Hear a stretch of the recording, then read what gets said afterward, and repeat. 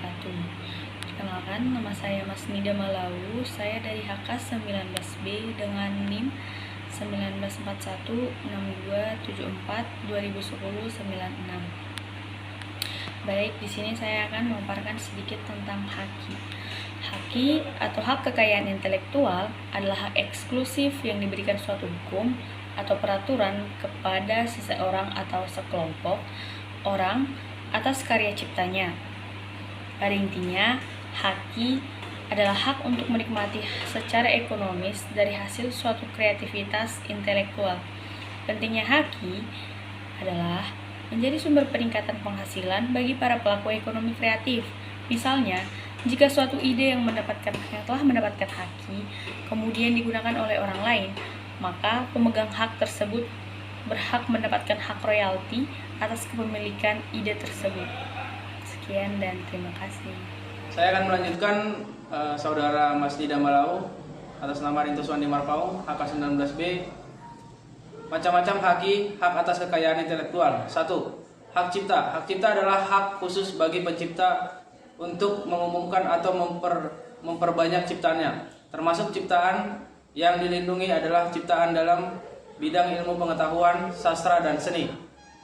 2. Hak kekayaan industri dan meliputi 1. Hak paten. Berdasarkan Undang-Undang Nomor 14 Tahun 2001 Pasal 1 Ayat 1, paten adalah hak eksklusif yang diberikan oleh negara kepada investor dan hasil invensinya di bidang teknologi yang untuk selama waktu tertentu melaksanakan sendiri bidang teknologi invensinya tersebut atau memberikan persetujuannya kepada pihak lain untuk melaksanakannya. 2. Merek. Berdasarkan Undang-Undang Nomor 15 Tahun 2001 Pasal 1 Ayat 1, merek adalah tanda yang berupa gambar, nama, kata, huruf-huruf, angka-angka, susunan dan warna atau kombinasi dari unsur-unsur tersebut memiliki daya pembeda dan digunakan dalam kegiatan perdagangan barang atau jasa. Terima kasih. Assalamualaikum warahmatullahi wabarakatuh. Perkenalkan, nama saya Sri Wahyuni, saya dari HK 19A. Di sini saya akan melanjutkan dari teman saya, C. Desain Industri. Berdasarkan Undang-Undang Nomor 31 Tahun 2000, Pasal 1 Ayat 1 tentang desain industri, bahwa desain industri adalah suatu kreasi tentang bentuk, konfigurasi, atau komposisi garis atau warna, atau garis dan warna, atau gabungan daripada yang membentuk 3 dimensi dan 2 dimensi yang memberikan kesan estetis dan dapat diwujudkan dalam pola 3 dimensi atau 2 dimensi, serta dapat dipakai untuk menghasilkan suatu produk barang, komoditas industri, atau kerajinan tangan. D. Desain tata letak sirkuit terpadu. Berdasarkan Undang-Undang Nomor 32 Tahun 2000 Pasal 1 Ayat 1 tentang desain tata letak sirkuit terpadu, bahwa sirkuit terpadu adalah suatu produk dalam bentuk jadi atau setengah jadi, yang di dalamnya terdapat berbagai elemen dan sekurang-kurangnya satu elemen tersebut adalah elemen aktif. E.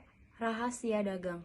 Menurut Undang-Undang Nomor 30 Tahun 2000 tentang rahasia dagang, bahwa rahasia dagang adalah informasi yang tidak diketahui oleh umum di bidang teknologi atau bisnis, mempunyai nilai ekonomi karena berguna dalam kegiatan usaha dan dijaga kerahasiaannya oleh pemilik rahasia dagang.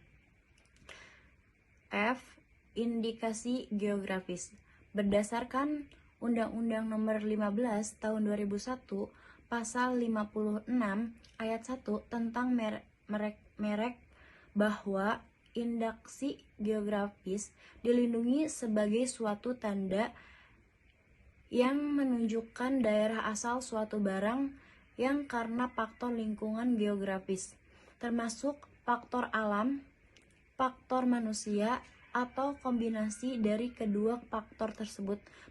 Assalamualaikum warahmatullahi wabarakatuh. Perkenalkan, nama saya Aulia Rahman Antariksa Dwi Sanjaya. Saya dari HKB ingin memaparkan tentang hak kekayaan intelektual, yang dimana saya akan memaparkan prinsip-prinsip hak kekayaan intelektual. Yang pertama adalah prinsip ekonomi, yang dimana pada prinsip ini merupakan hak kekayaan berasal dari kegiatan kreatif dari daya pikir manusia yang memiliki manfaat serta nilai ekonomi yang akan memberikan keuntungan kepada pemiliknya. Nah, untuk yang kedua yaitu prinsip keadilan. Prinsip keadilan merupakan suatu perlindungan hukum bagi para pemilik ekonomi kreatif yang memberikan payung hukum terhadap karya atau pokok-pokok dalam pikirannya yang dituangkan dari yang menjadi sebuah karya. Yang ketiga, prinsip kebudayaan, yang dimana prinsip kebudayaan merupakan pengembangan dari ilmu pengetahuan, sastra, dan seni guna meningkatkan taraf kehidupan serta akan memberikan keuntungan bagi masyarakat, bangsa, dan negara. Dan yang terakhir yaitu prinsip yang keempat, ialah prinsip sosial, yang dimana prinsip sosial mengatur kepentingan manusia sebagai warga negara sehingga hak yang telah diberikan oleh hukum atau suatu karya merupakan satu kesatuan yang diberikan perlindungan berdasarkan keseimbangan antara kepentingan individu dan masyarakat atau lingkungan. Mungkin sekian dari saya. Ihdinas siratal mustaqim wallahul muwaffiq ila aqwamit thoriq. Wassalamualaikum warahmatullahi wabarakatuh.